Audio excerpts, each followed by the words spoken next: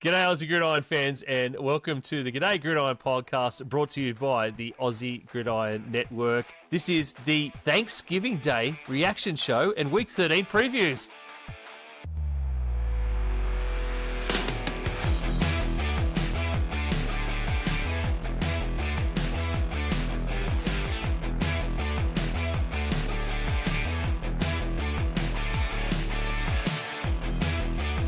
Woohoo! Can't wait to dive into today's games and this weekend. Do a little preview for this week 13. No buys. Everybody's playing. So yeah, it's a great slate of games. It is going to be a great slate of games, Brad. And we had 3 pretty damn good games today on Thanksgiving. We are actually recording this the same day that games are being played, and you are going to hear this basically the day after these games have been played. This is a first for us because usually there's a lag time.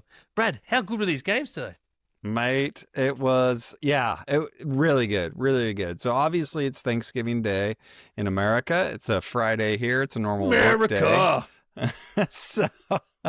So everybody is sleepy on their tryptophan over in the States, but we're bright-eyed and bushy-tailed and ready to roll. The games were good. The Bengals, Baltimore, we had Cowboys, KC.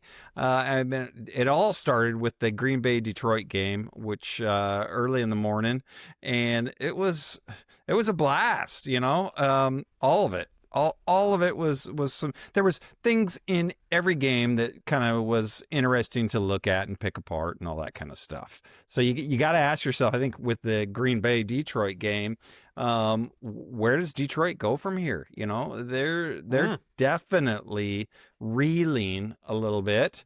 Their playoff odds took a major dip, and so what's it look like for them? That's the questions that's out there.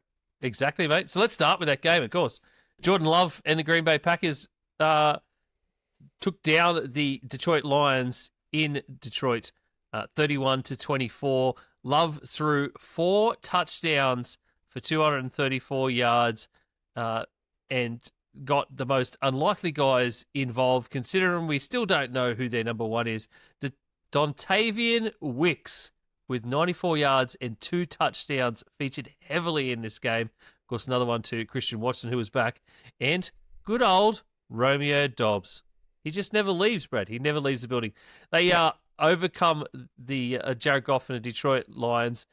Jahmyr Gibbs had a great game again, featured heavily as we thought he would, but nowhere near as much as Jameson Williams, who just had a sensational game, Brad. We talked about average yards the other day when it came to Gibbs last week. 20.6 average reception yards for Jameson Williams today is way up there in totals. It's not like he only won. He got 144 yards.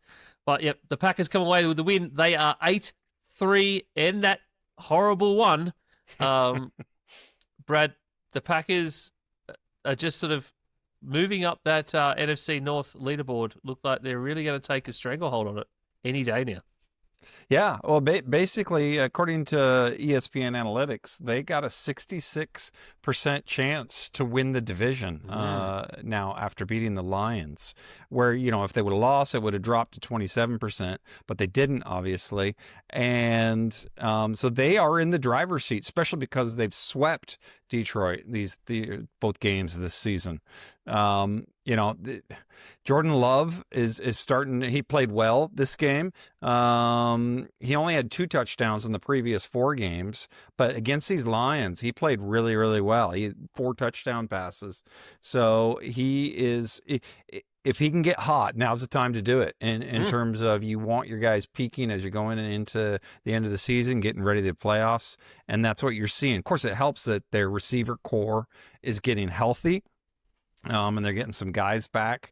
But you also, on the flip side, you got to wonder, Dan Campbell, the play caller, is it not a good match? So is it working? That's such a great question. Is it really working? I mean, yes, they're scoring points, but are they scoring points because of Jahmyr Gibbs, David Montgomery, Jared Goff?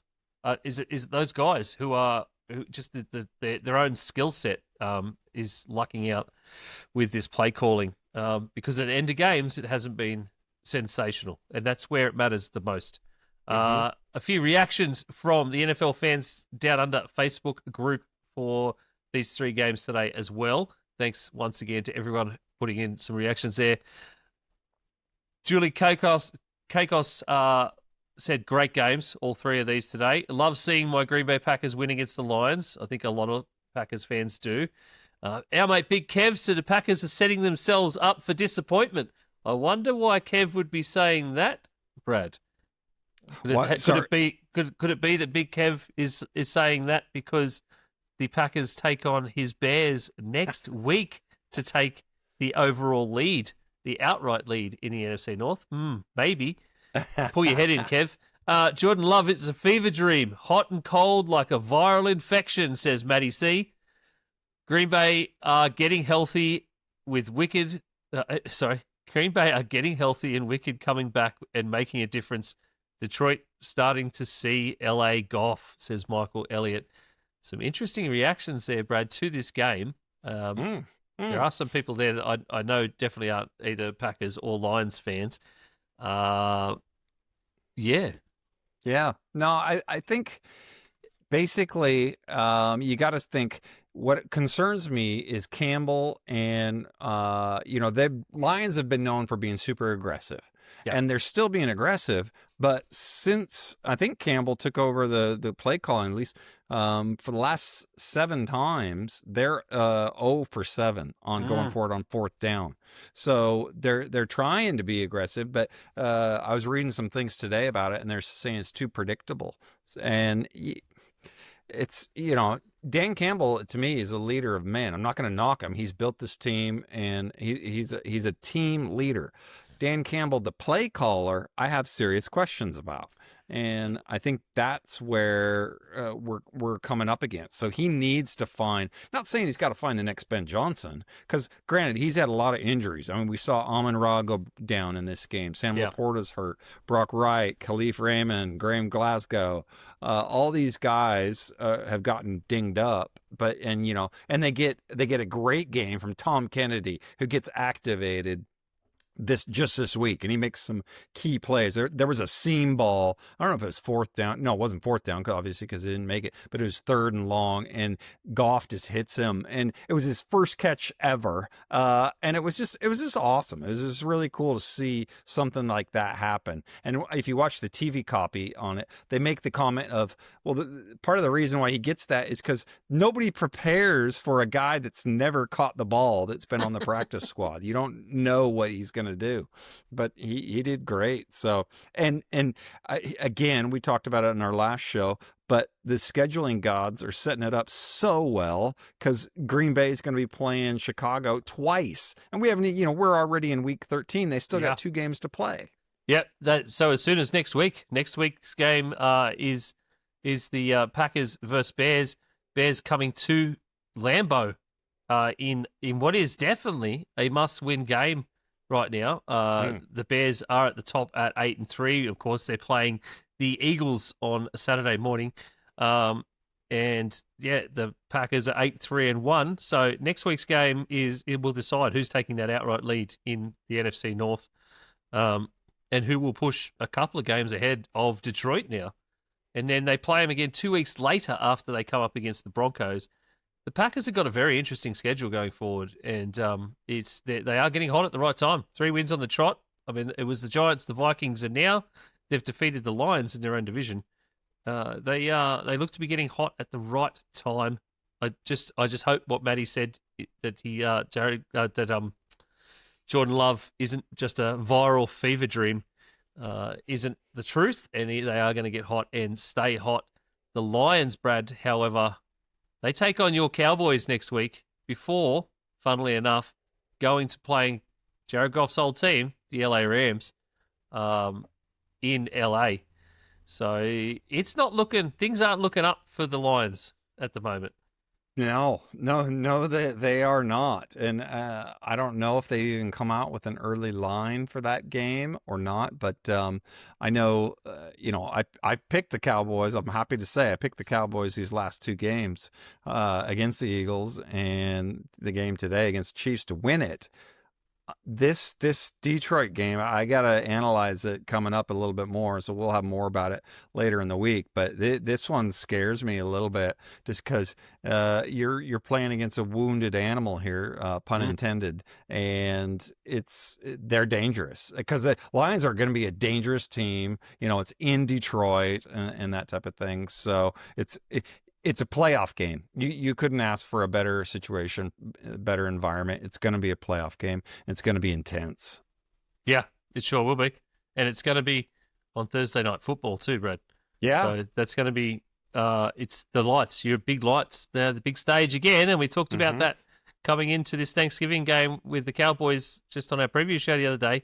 How the Cowboys, under lights on these big island games, they come alive. And that is scary for the Lions.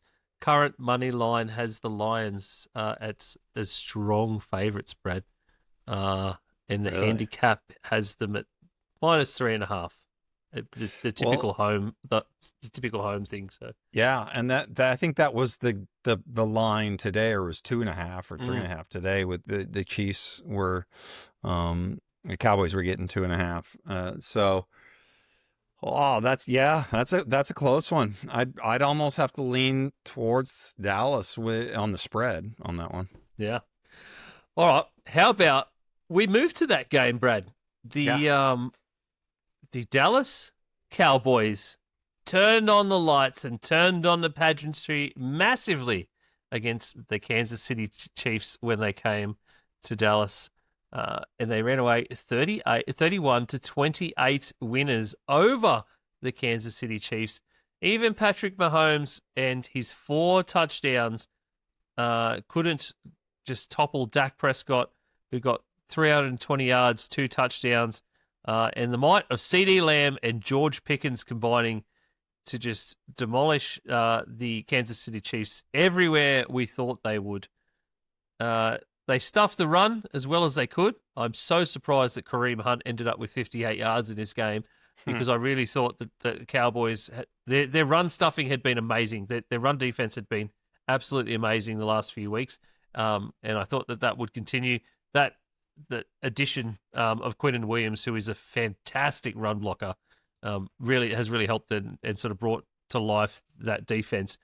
But still, they took it down to the wire. They led early and they led often, and then they ended up going right down into the fourth quarter. And the Dallas Cowboys 6-5-1 beat the Kansas City Chiefs, who are now at 6-6. And Brad, I've got to ask: are the Kansas City Chiefs done? They're as close as you can get without it happening. So they're like that steak that's been left in the oven for whatever. I didn't know what analogy you were going to use, but an overdone steak, I'm not sure. I didn't know if I should go for overdone or underdone, so hence the pause. But they are that borderline, whatever way you want to look at it, overdone or underdone. If you leave it in a little bit longer, they're too burnt. If you take it out now, it's going to be undercooked, that type of thing. So I think their time has come. So I'm going to lean towards the overdone analogy. But they've got no room for error. I think the reality is, truthfully, they probably have to run the table from here on out. So you got 5 games left. You got to do it.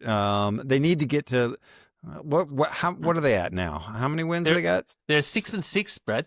They are 6-6, and the problem is that they are sitting 9th in the AFC right now, and they've played one of the first games in the AFC this week. The Texans and the Bills are 7-8 above them, and they've both got to play this week. So there's every chance that the Bills and the Texans could bury the Chiefs this week. Yeah. So, and the thing is, these next 5 games are all against AFC opponents, so that's going to be huge. And what concerned me, their defense was looking so good, but that Cowboys offensive line, and it's a young offensive line, and it's gonna be really good. But they didn't get to Dak once, and so it was the defense that was keeping them in these games previously, and now they weren't able to show up today. So they're gonna have to find another gear. Now, granted, they're not going to come up against a team with two wide receiver studs like the Cowboys in Lamb and Pickens. And you saw in today's game, they kept a lid on Pickens for the majority of the game. They kept a lid on him. But over and over and over, CD was either making catches or drawing pass interference penalties. And then Pickens did get on a roll. And it was just... It was wild, and flipping it over on the Cowboy. Well, no, let me back up and just make this one point. McDuffie, this was on the TV copy. They talking about this, but McDuffie gave up, the cornerback for the Chiefs, gave up more yards in the first quarter of the game than he had in the entire previous 12 games. In one quarter, he gave up more yards than he had in the entire previous 12 games. And that was because you have legitimately two number one wide receivers, and you have to change your coverage. And so the Chiefs rolled the dice. Best 1-2 punch in the league right now, CeeDee Lamb and George Pickens, without a doubt. You think you're going to stuff one, the other's alive. And that's exactly what these 1-2 punches are in wide receivers. Best. And if you can manage to lock those two up, all of a sudden they've got Jake Ferguson that can just come alive, and he's taken ball off everybody. And you're like, where do you stop this team in the past? Where do you stop them? It's hard to do, and there's some teams out there who have done it this year, but they really need to figure it out coming down the rest of the stretch. Brad, let's just quickly, before we move on to where these teams are going, Jadeveon Clowney with 2 sacks today was huge. Two huge sacks, 2 crucial sacks against Mahomes to really stop the defense, and another one to Dante Fowler. Mahomes gets sacked 3 times. No sacks of Dak Prescott. The offensive line cannot be, cannot be undersold that they are finally protecting Dak Prescott, giving him time to throw, and absolutely protecting him, which is helping CeeDee Lamb and George Pickens then become these wide receivers, this 1-2 punch that we're talking about. Kansas City Chiefs, Brad, you mentioned it a little bit. So I did too. They're 6-6. Like I said, they're in 9th. The Texans are just above them in 8th. They take on the Texans next week. At home. No, in Houston actually. Sorry. Okay. So they take on the Texans in Houston next week. The Texans, of course, have a crucial matchup against the Colts this week. So that's going to be just a fantastic game to see how that AFC plays out right there. That could next week could be everything for the Chiefs. They can't win against the Texans next week, as you said, Brad. They're going to run the table right now because they've got the Texans, the Chargers, before they get a vaguely soft game against the Titans, and they've got Broncos and Raiders to finish the year. So they do have to run the table, and running the table on the Texans, Chargers, and Broncos right now is not an easy task.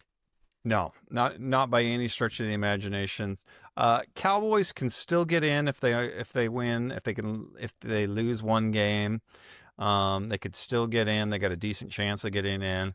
But the Chiefs, just because they've lost twice to the 2 games ahead of them, that essentially means they're 2 games back, so they have to run the table just because of who they've lost to. So, the margin for error is nil. But if I'm going to bet on anybody, it's going to be Mahomes to do that. Do I think they are going to? No, but you don't ever count them out. How many seconds did they have against Buffalo, and they still came back and won it a couple of years ago? So, it's who knows. The Cowboys, on the other hand, Brad, how does this set up? The Cowboys are 9th in the NFC.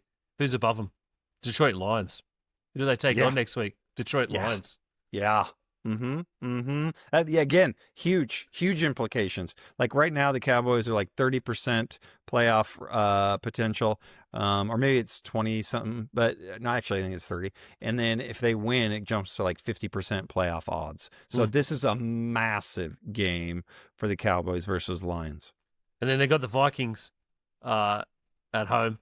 as well than Chargers, Mhm. Commanders, and Giants. Cowboys have the favourable run here, Brad. I think 2 more wins out of those 5 get them in the playoffs. To be honest, I think they slip into the back end of the 7. Yeah, well, I mean, they should beat the the Giants. They should beat the Commanders. Should beat Chargers and Vikings. Especially the way JJ's been playing. Although he might even be out because of concussion. Who knows? But it's So this next week with versus the Lions is going to be the key, I think. And I know it sounds wild to say that because of the teams that are above them in the NFC, but the Packers play the Bears 2 out of 3 weeks, as we said.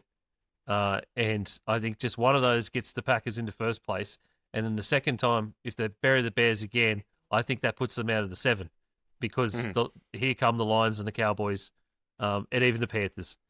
So it's crazy. Yeah, it is. It's crazy. The parody, Brad. We talk about it all the time. Yep. This forced parody is just working. It's just you bet it working. I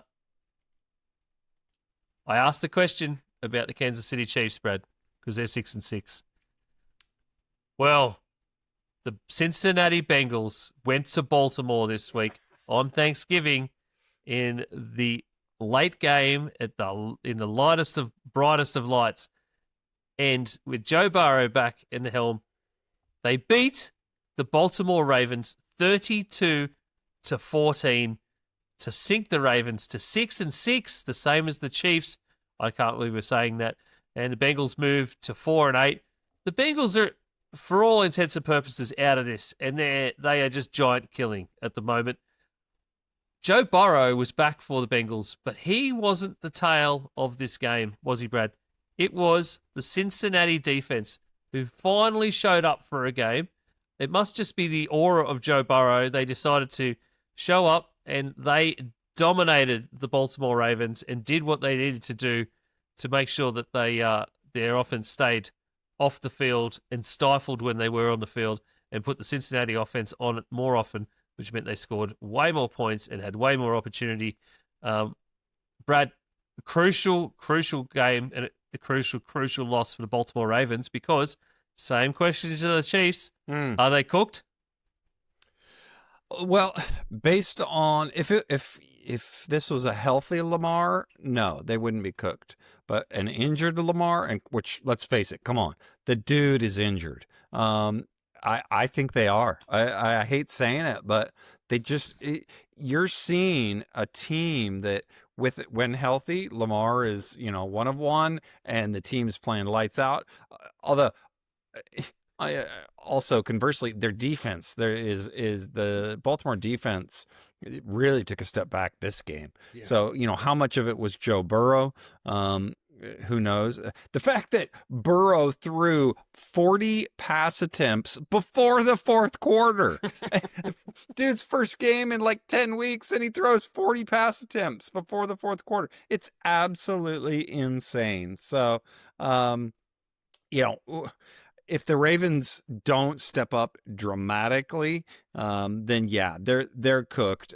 Nate Wiggins, I don't know, he's hurt, cornerback for Baltimore. I don't know his injury status, but he didn't play in the second half because of a foot injury. So if they don't get him back, it's lights out for Baltimore.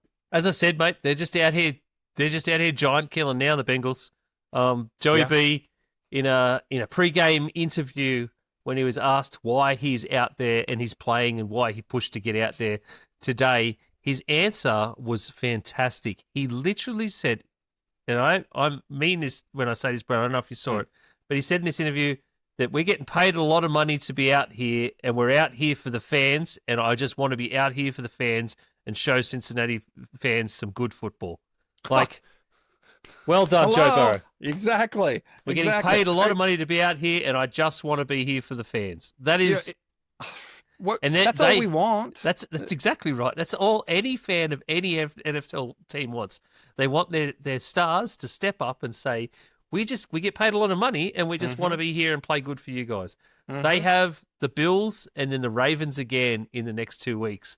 When I say they're out here giant killing, Brad, they play like this. If the defense plays like this, and it gets that offense back on the field, they'll score points. And the way the Bills have been playing, it's going to be some giant killing. Yeah, absolutely. I mean, it's crazy to think about. Last year, they were 4-8 through 12 games. This year, they were 4-8 through 12 games. Last year, they won 5 straight in a row to finish with a 9-8 record. This year, if they win 5 straight in a row, who knows? Maybe they do squeak in. I doubt it, but it's possible. And dang it, Joe Burrow is making it interesting. Yeah. And I'm so glad you brought that up, because that's exactly it feels like 1986 again for me. Players care. They want to play. Next thing you know, he's gonna tell me that they hate the Pittsburgh Steelers or something, and then I'll feel like it's really old school. So yeah, no, this is fantastic. Mathematically, they could squeak into the playoffs. They could. Also, mathematically, we could see a playoff for one of the very first times in decades without what has come to be the big four in the AFC. And that we could possibly see an AFC championship or a playoff series without the Buffalo Bills, the Baltimore Ravens, the Kansas City Chiefs, or the Cincinnati Bengals. Jeez. If you would have said that at the beginning of the year, I would have just There's no way. If we go back to our preseason predictions, no way. No way. Let's not do that right now. No, I won't do that right now. But there is a possibility. Yeah, if they take down the Ravens and the Bills in the next couple of weeks, and the Chiefs falter to the Texans, we see the Texans are going to slide into 7, and I think they're going to lock in 7. And you've got the Jags, you've got the Chargers, they're doing so well. Steelers, Colts, Broncos, and then the Pats right at the top. Like it's crazy. We haven't seen that. We haven't seen it in such a long time. It is, and it would be crazy to think of. As much as I have been a defender of touchdown Jesus with the Jaguars, I don't feel like they should get in. But I'm afraid they might get in at the expense of the Texans, which the way the Texans have been playing, man, I would not want to face them. No, I would not want to face them. Imagine that Texans defense in a wild card game. The first week of the playoffs. Oh yeah, absolutely. Absolutely. Destroy anybody. Let's just quickly look at the Ravens. Ravens have got Steelers and the Bengals, and then Pats, Packers, Steelers again. The next few weeks. I don't think I'd want to be the Ravens right now, and facing the Steelers 2 out of the next 5 weeks, because we all know that the Steelers are going to have to get back to 500. They're going to have to make sure they're at 500 or over 500, and they're currently sitting at 6-5. So I don't want to be one of those. And you're coming up against the Packers and the Patriots, who are very hot right now. So that's 5 very hard games for the Ravens. Tough schedule for the Baltimore Ravens. All right. There are a couple of reactions to that game too, and I think they echo basically the stuff that we said. Hayne Wallace said, the non-Bengals fan will look at today's result and say Joey B was the difference. Absolutely not. Our defense won this game without a doubt. For a unit that has been a disgrace all year, today was something else. Totally agree, Hayne. Our great mate Bobby D, she's in every reactions every week, I swear. Defense stepped up massively for once. Joey B had a horrible game, but our D was the big difference. Sure were. And Michael Elliott, Baltimore, Gonski will need plenty of luck to make the playoffs. The whole team shit the bed today. Bengals, Joe Cool made a difference, but too little too late for this season. Maybe not. We'll see. Aussie. It might be pretty obvious, but I am not Matty C. NFL. Absolutely stoked to have it on the podcast, mate. Welcome. Fantasy. Tay, I think it's time you just abused your mate here. Would you rather be fighting zombies or aliens? Find hidden gems. And with that, we're into some breakouts. I'm glad you're stalling because my results last week were a hot piece of ass. We all had our struggles, mate. You've unzipped the Penix and it's time to put the Penix in the pit. Let's do it. I'm taking Trey McBride. I'm just leaning on the old tuck shop, tuck graft. And all of a sudden, he's just lighting them up. Catch starts of the week.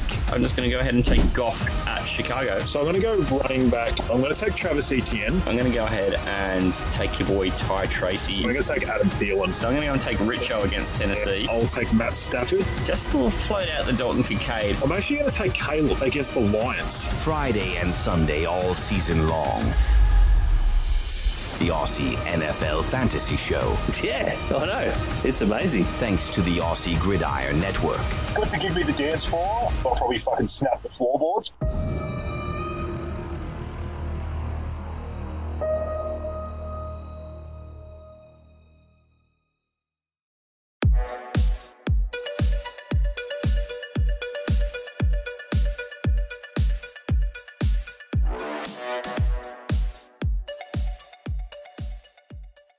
Let's move on to some Week 13 games for Sunday that we want to watch, Brad. We'll do a couple of quick previews of some of the Sunday games. So first up is actually one that we've mentioned a few times, and it's Texans at Colts. So we've mentioned that a few times in those reactions. The Houston Texans go to Indianapolis to take on the Colts in what will be a very important matchup for both teams. The Colts want to stay ahead in their division, Brad. Yeah. They need to stay ahead in their division, but the Texans are coming for them. So that poses a massive problem for the Colts in the AFC South. They've got the Jags between them. The way the Texans played on defense last week, where they were by out and out the best defensive unit in the entire league, it's a scary proposition for the Colts because Daniel Jones and the Colts have had a few hiccups the last couple of weeks, Brad. Yeah, big time.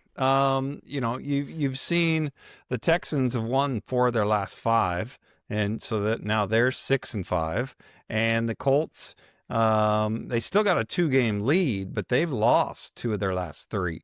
So and that Indy offense, which you astutely pointed out, they dominated all season, but in their last 3 games, they've been actually just middle of the pack with their offense. So they really got to get that kind of spring in their step back, so to speak. And this game, again, Texans, Baltimore, they've got 2 games left to play. They play now and then again in Week 18. This is a huge matchup, and you can't. This is arguably the most important matchup, I think, because Houston knows what's at stake here. They're playing for their playoff lives. Yeah, and this is why this is the type of game. This is the reason why the Colts traded 2 first-round picks for Sauce Gardner. Yeah, so for stuff like this, for matches, for games like this, which Absolutely. They didn't think. I think at one point they didn't think they were going to have to play until they hit the playoffs, but now they have to play this because it has to go the way they need it to go. Yeah. They Sauce has to. So he's going to come up against a red hot Nico Collins, and if he can shut down, I think this is the game right here. This matchup: Nico Collins versus Sauce Gardner. If Nico wins, then Texans are going to win. If Sauce can shut him down, then it's going to be the Colts. So if you are watching this game, watch that matchup more than anything. I know, Colts still got the run game, but you saw that they're vulnerable. They got shut down a couple times over this last 3-game stretch. So this Nico Collins versus Sauce Gardner is a huge matchup. Yeah, it sure is. And both these teams need to win this game this week because divisionally the Jags take on the Titans. And that should be an easy win for the Jags if it goes the right way that it should. I mean, Jags-Titans is never an easy game, regardless for either team.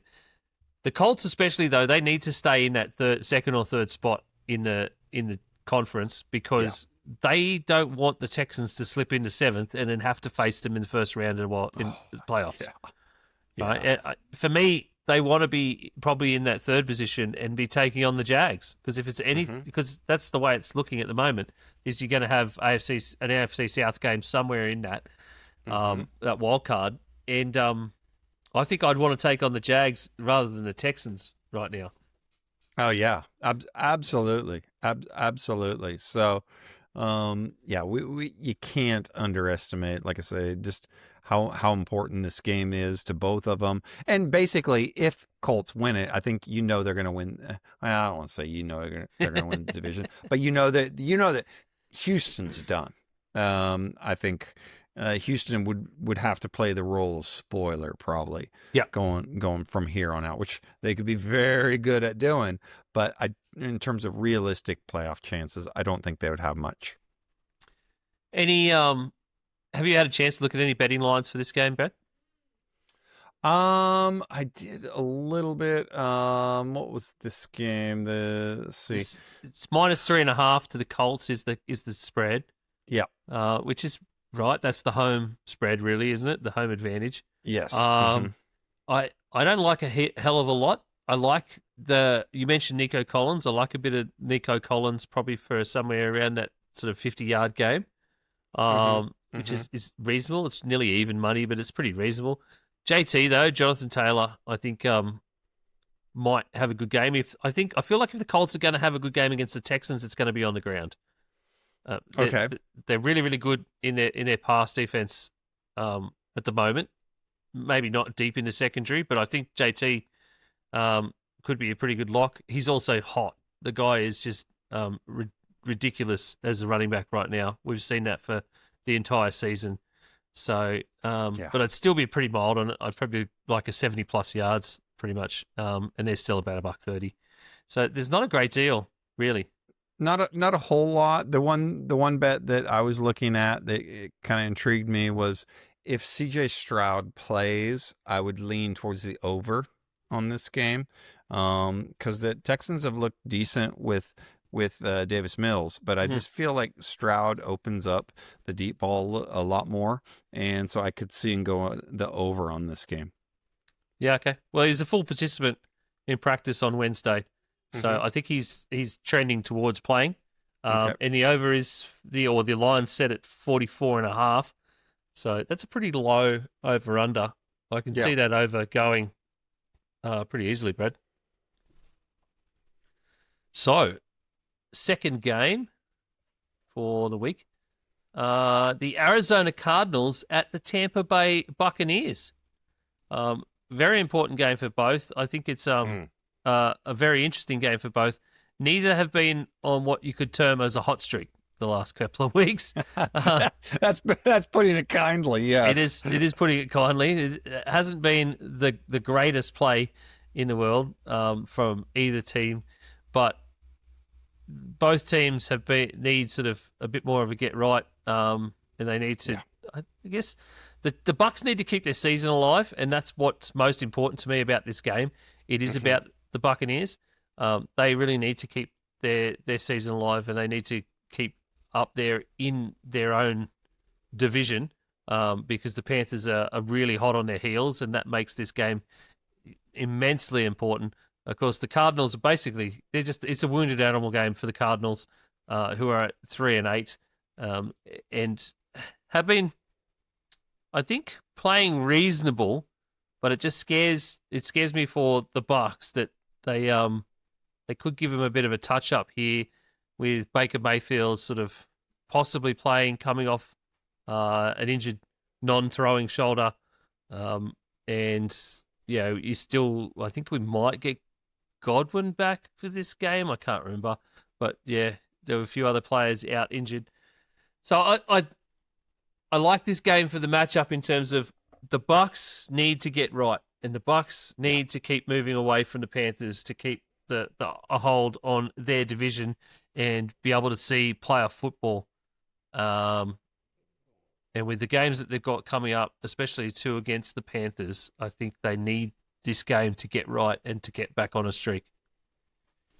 Yeah. It's a tale of two halves for the Bucs. Like you said, they started just on a tear and they were looking amazing. But then now they've lost 4 out of their last 5. The offense has just looked pedestrian. They're like ranked 25th, I think, overall.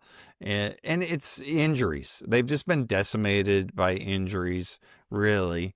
And so the good news is apparently they're going to get Bucky Irving back on this, but Bucky Irving alone is not going to be able to save this offense. It adds another dynamic, another ability, another option for him.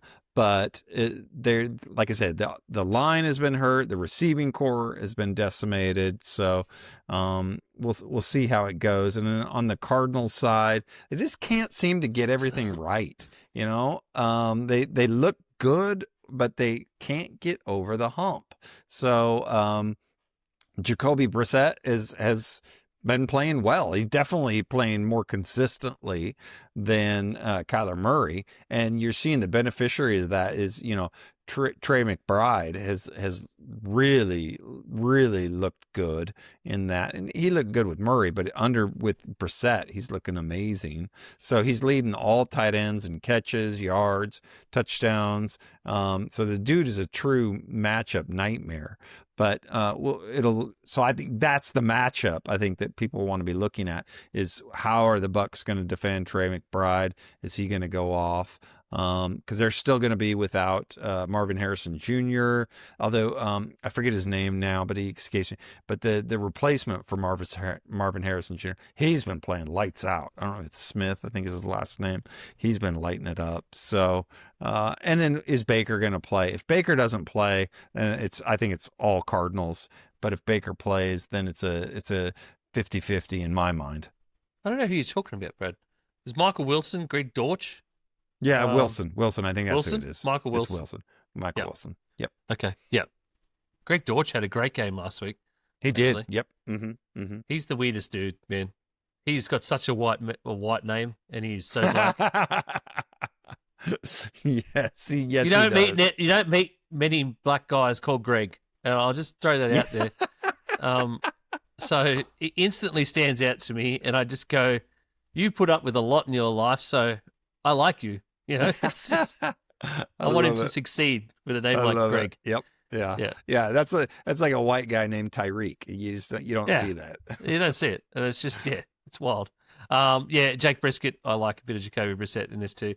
The Bucs are only favoured by 2.5 at home. The line is set at 43.5. Brad, I don't like it, and I want to go under. I mean, especially if Baker doesn't play, because that 2.5, that's almost just a pure home point advantage, which means the odds makers are saying they're kind of a pick 'em, evenly matched. And I frankly would just lean towards the Cardinals a little bit on the way the NFL's been going lately. It seems like the close dogs are getting it. The close ones are getting it. Yeah, it is the way that goes. Almost, the Cardinals might be the good bet in this. Brissett has been playing well, and the Cardinals, like you said, have been playing well. They've just been unlucky the last couple of weeks.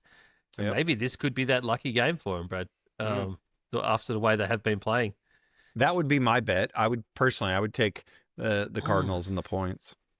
I like it. 2.5 though. Okay. I get what you're saying. Or maybe do an alternate and give yourself 3.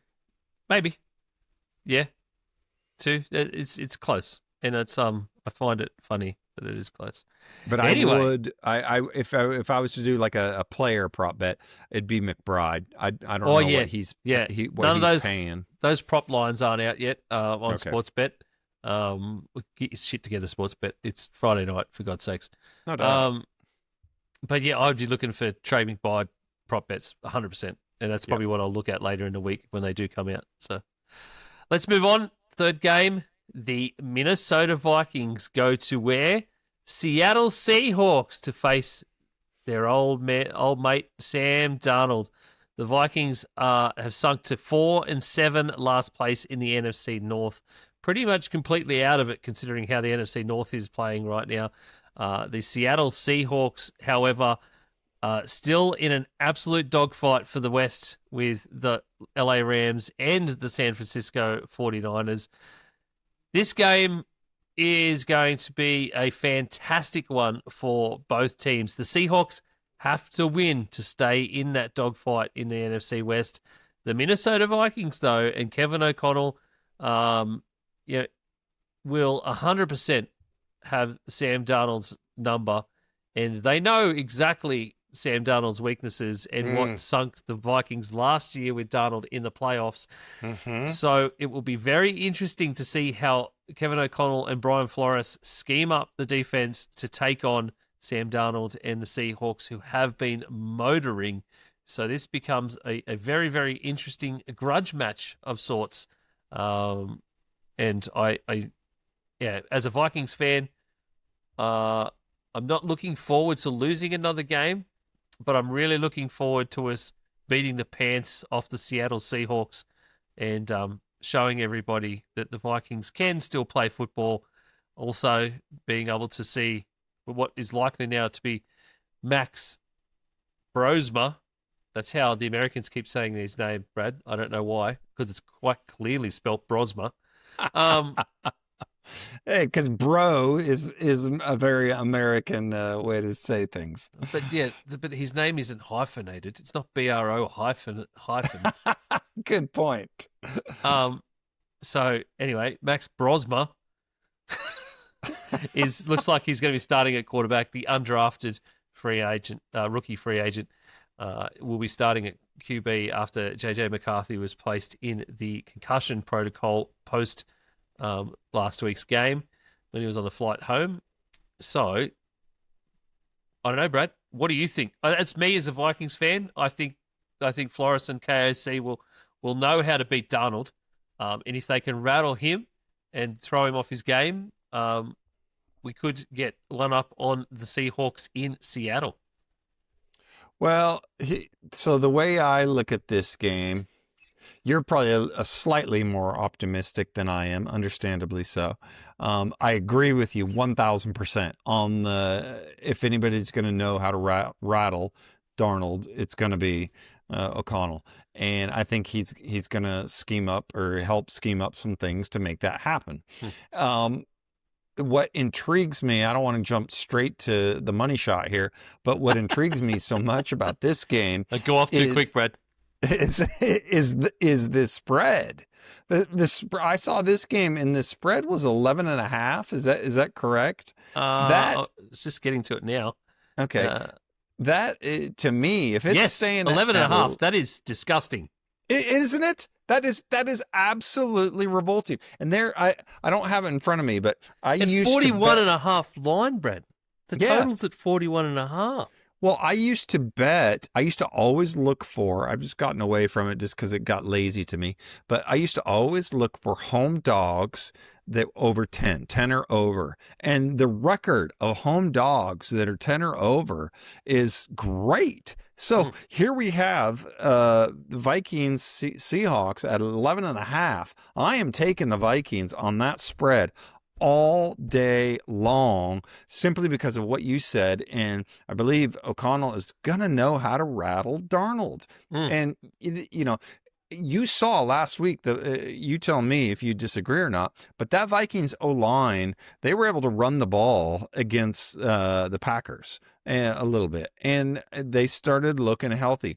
That's what it's going to take. And I think that's going to be their game plan, especially if they have a rookie quarterback. They're going to run, control the ball, control the clock, that type of thing, limit the possessions. So you're going to, I think, this is almost getting into that bet the car territory for the Vikings and the spread, in my opinion. No, I can see why you're saying that, Brad. I hadn't looked at that line yet. And that is 11.5 is disgusting. It is. It's disrespectful is what it is.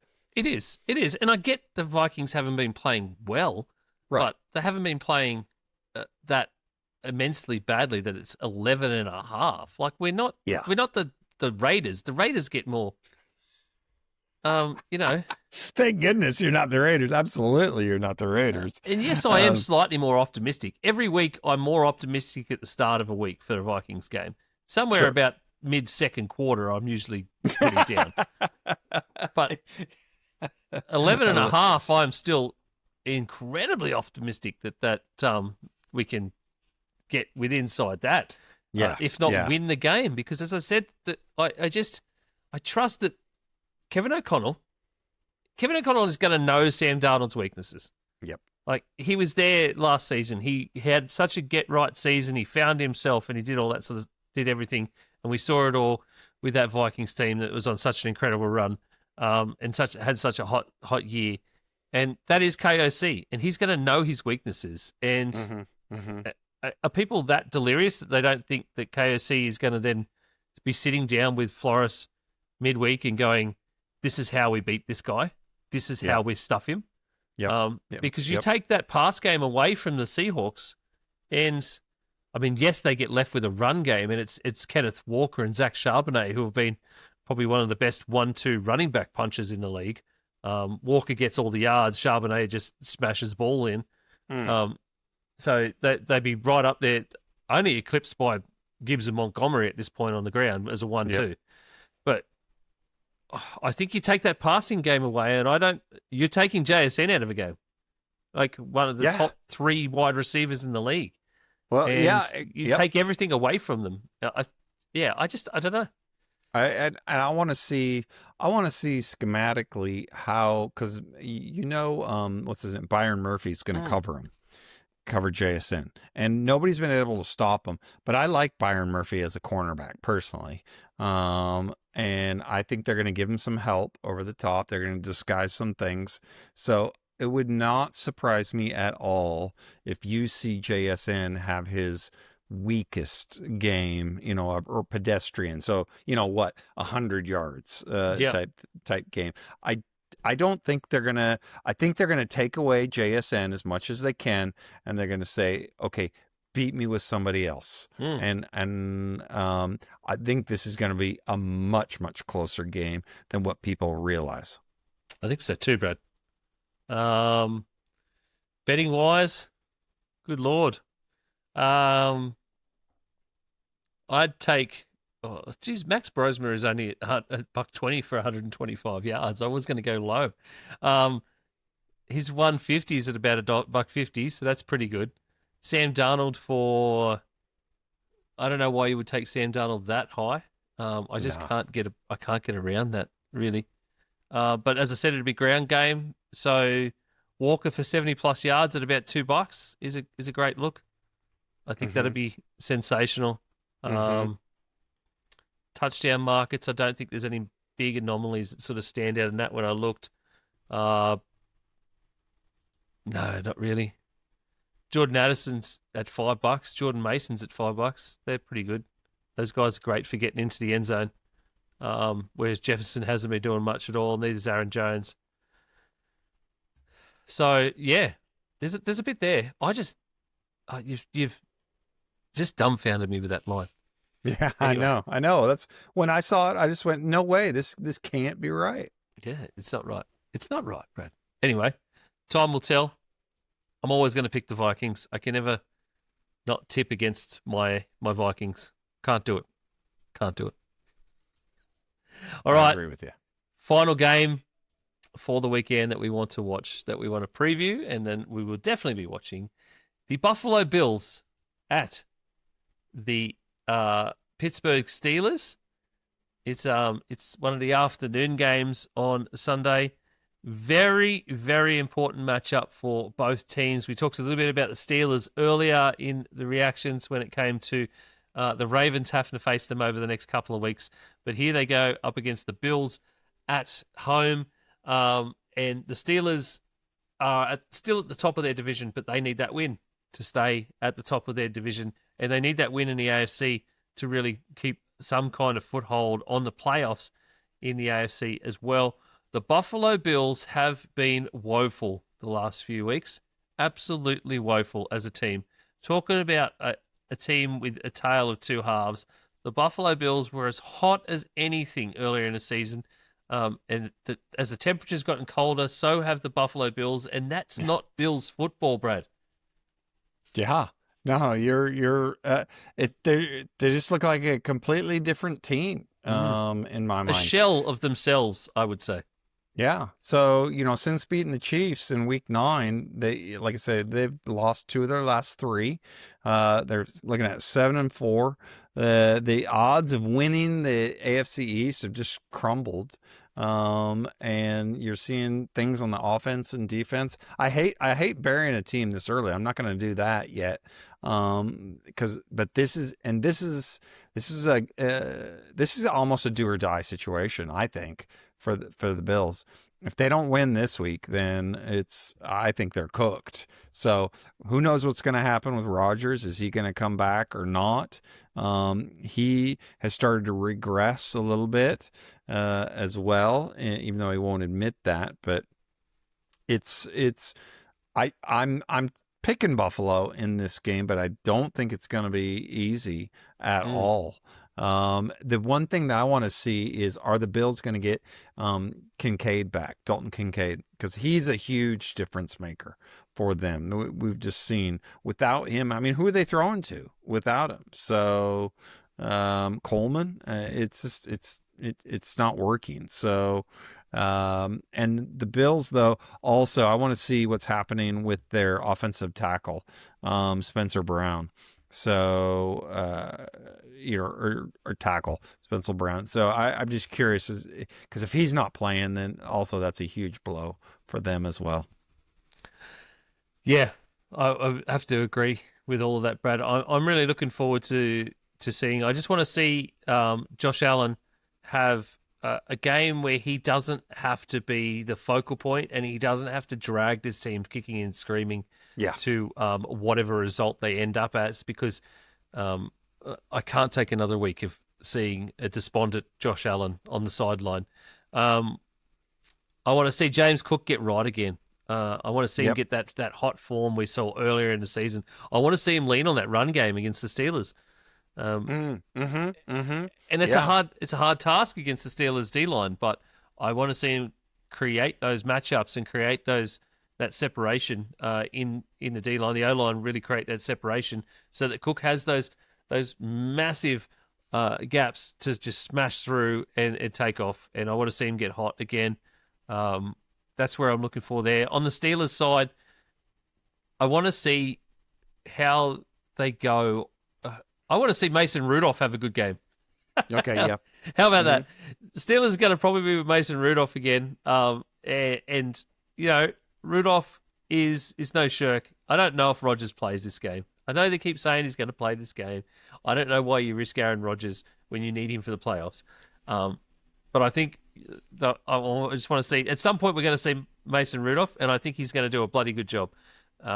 And yeah, again, the ground game once more. I want to see Kenneth Gainwell have a great game. I want to see him go to that. I want to see him lean away, and I'm saying I want to see a lot of this stuff, but I want to see that the Steelers lean away from that Arthur Smith stereotypical let's go to my old mate Jonnu Smith all the time. Yeah, no doubt. You know, no doubt. Because it's not working. In the games where they haven't done that, they've had more success. Yeah, no, absolutely.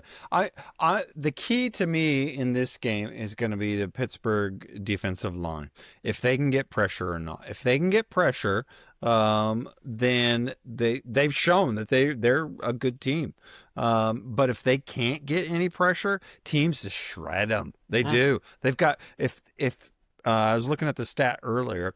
If Pittsburgh does not get pressure on the quarterback, not saying a sack, but just pressure, then teams will complete over 70% of their passes, which is that's pretty bad in the league. So if this offensive line, the Bills offensive line, can just give Allen enough time to get off of his first read, then I think he's going to be able to pick them apart. Because he's only hasn't scored a touchdown, I think, one other time. And last week was the first one, or maybe it's the second one where he didn't throw a touchdown. He's going to be hungry. And he's not the type of guy that I would want to play against when he's pissed off and hungry, which leads me into my bet for this game would be a Josh Allen anytime touchdown, because I think he's going to go Superman mode, and he's just going to say, screw it, I'm going to run this thing in. Bills are favoured by 3.5 on the road. The total is set at 46.5. Brad, my bet is the under. I could see that. Yep. Mm-hmm. I think this is Steelers football when it gets to the nitty-gritty and when they get to the hard games is about defense and it is about the ground, the pound, it is grind. I think under 46.5 is a huge possibility. So do many others too, because that's got the more money on it at the moment. The under, I think that's where that is at. The only other one would be James Cook is an anytime touchdown scorer because Cook has scored at least one touchdown at each of the Bills' last 6 road games against teams that had a winning record. So, again, same as you're saying, Josh Allen plays pissed off. I think that's where they go to as well. Yeah. Yep. Absolutely. Do you know what? I don't know if you have it up in front of you. What Allen is paying for an anytime touchdown? Because to me, it kind of depends on. He is paying $2.25. That's not great. It's okay. It's not. We had none last week, but he had 3 the week before. Like he's it's a pretty safe bet, and at $2.25 I think is good money considering it's Josh Allen. And like I said, it'll be a lower scoring game, so I would expect that there'll be a lot more goal line activity and a lot more probably him just pushing the ball in from 5 yards out. Yeah. I would. I don't want you to look it up, but I'd love to know what he's paying for 2 touchdowns, like 2+ touchdowns. That I bet you would be a big payday, and I would be willing to put a little bit of a small wager on that one. 2+ touchdowns. I haven't done it to him in a while. Yeah, 675, Brad. That's an easy look up, by the way. Okay, 675. I would consider that. I would put just a small amount at 675. I would consider that. It's pretty good. All right. Well, they're the games that we want to watch. The 4 we want to watch for Sunday. Where's the Monday night previews say? It's not happening. Okay. No, it's a dog game. No, it doesn't even deserve our attention. No, it's not. We're not doing that. We're better than that, people. We are better than that. Okay. Hey, take note, NFL. We're better than that. We're better than that. It's Giants-Patriots, for God's sakes. The Patriots are favoured by 7.5, which I think should be more. Jackson Dart is back for this game. Could be more interesting. It would have been way more interesting if they had left Dart out. And personally, when the Giants, where the Giants are right now, I think they should leave Dart out. I think they should just stay with Winston. Yep. Because you're getting bums on seats at very least and cameras and eyeballs on your games because of Jameis Winston, because he is such an amazing human being. Amen.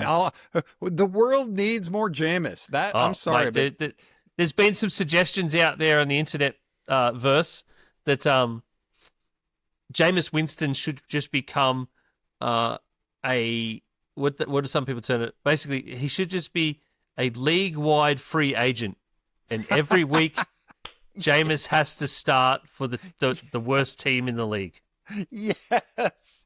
Oh, I mean, I don't think we talked about it that much on the reaction show, but I'm sorry, but his catch and touchdown was the single best. I got up out of my seat, and I've got a bad knee, but I got up and out of my seat and was just yelling because that play was everything that is right about Jameis Winston. It's everything that's right about football, Brad. Amen. That's what that play was. That is everything that is 100% right about football with there.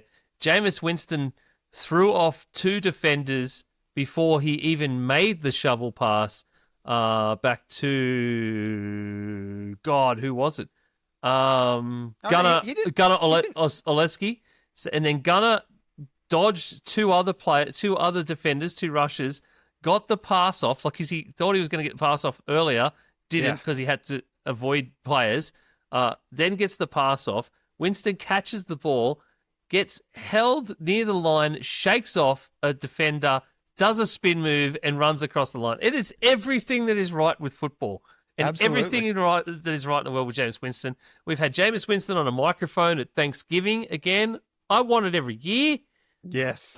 Yes. Jameis Winston talking about Thanksgiving and the things that he loves, and I mean, they had. Hey, we're gonna tag Jameis in this clip, but Jameis, we love you and we need more of you. Absolutely.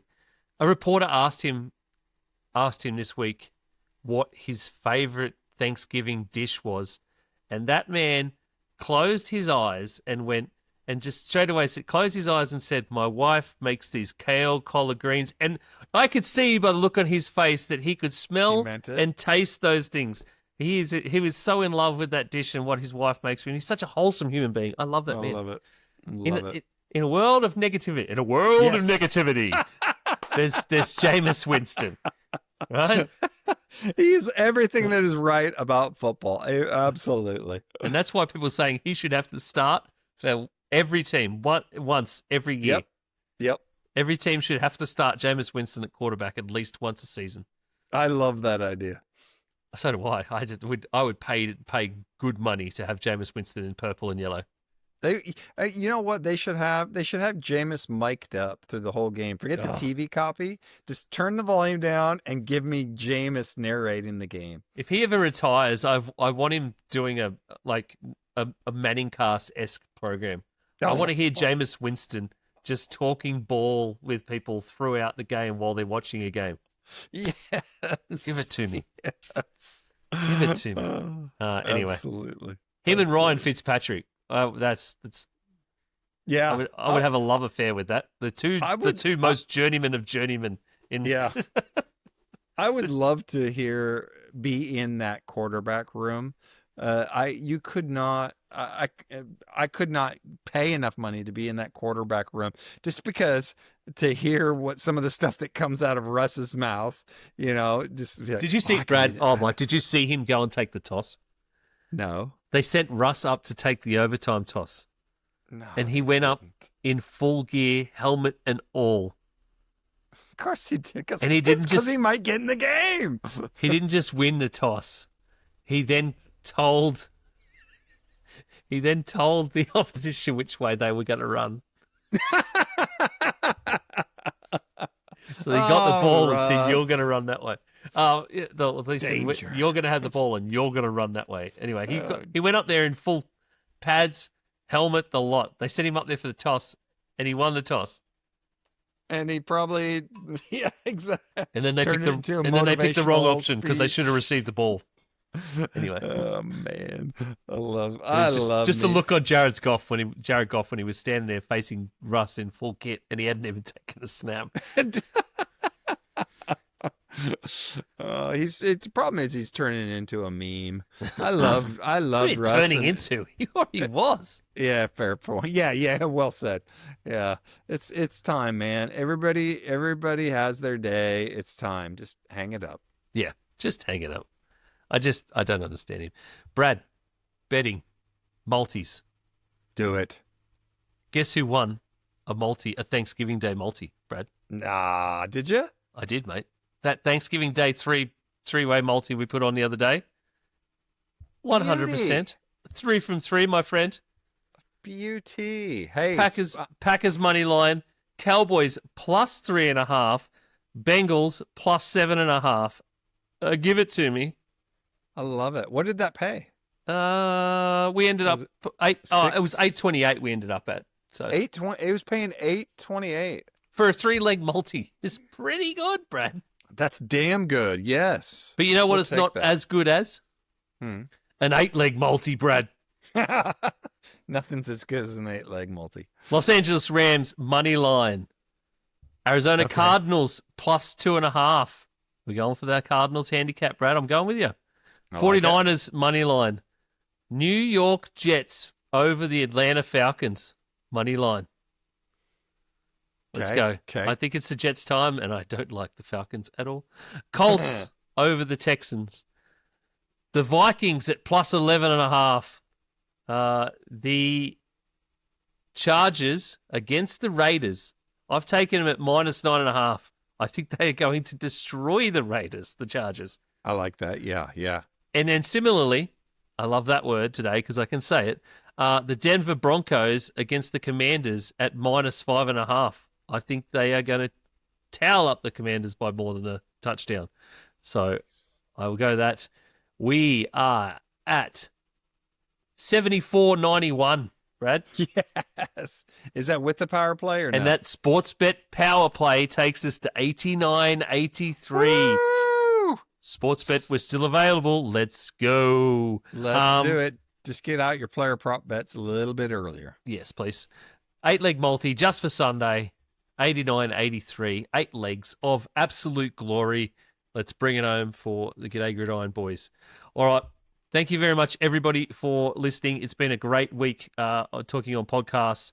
I have done a couple of G'day Gridiron ones. I've been on the fantasy show. So you will also hear me on the Sunday fantasy show. Holy shit, my life is just podcasting, apparently. He is the NFL podcasting voice here in Australia. I have not slept this week. So keep a lookout everywhere. YouTube, Facebook, Instagram. Check us out on Spotify. You will find us everywhere at G'day Gridiron. Just go and look for it. Consume it, please. Like, share, subscribe, follow, comment everywhere, please, because all of that helps us. We will see you on the other side of this week for a reaction show. Thank you very much, and we'll see you later.